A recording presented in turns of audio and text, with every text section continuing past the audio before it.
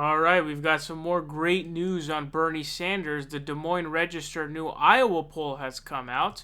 Bernie Sanders is leading, and he's leading by no small margin. He's leading by 3 points.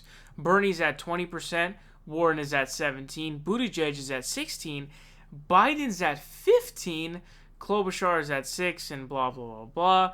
So this is really crucial for a couple of reasons. One of them, this is apparently the first Iowa poll from the Des Moines Register that Bernie has taken the lead in. It's either the first Iowa poll together, but I believe it's the Des Moines Register's Iowa poll that is the first one that he's came in the lead with. 3 points is no small margin, by the way, folks.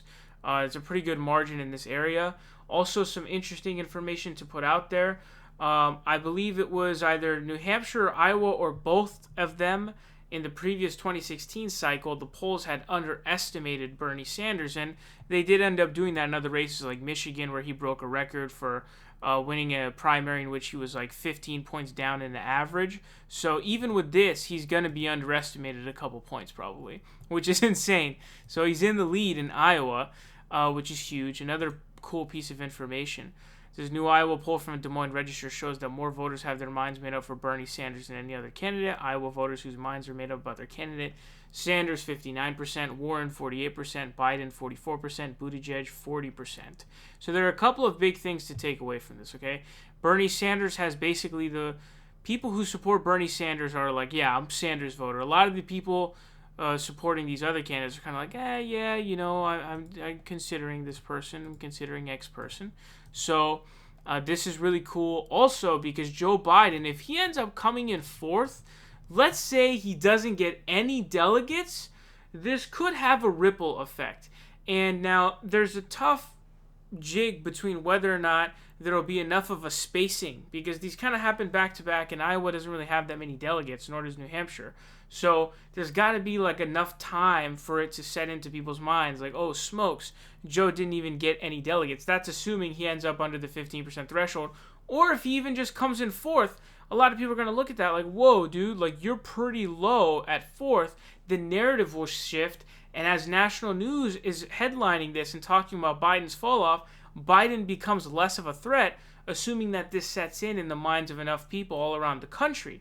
Now, there's some things like, remember, in the Republican primary, Ted Cruz ended up winning Iowa, and then he lost like virtually everything else except, I think, Texas. So there's that, and then Bernie demolished in New Hampshire.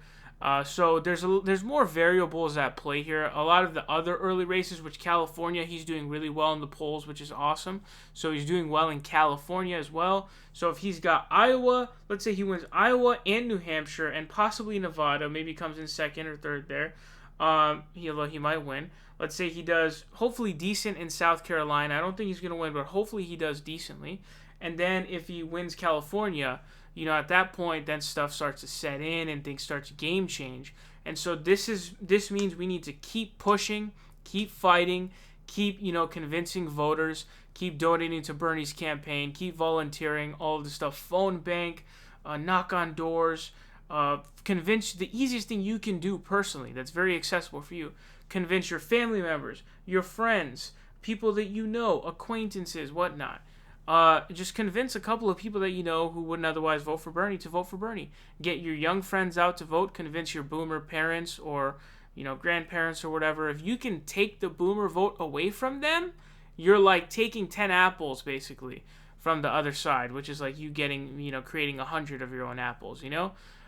So this is great news, but do not get complacent. It's time to push the gas pedal. Okay, we need to floor the gas pedal at this point. This is great news, very, very exciting news. A lot of good polling numbers coming out for Bernie.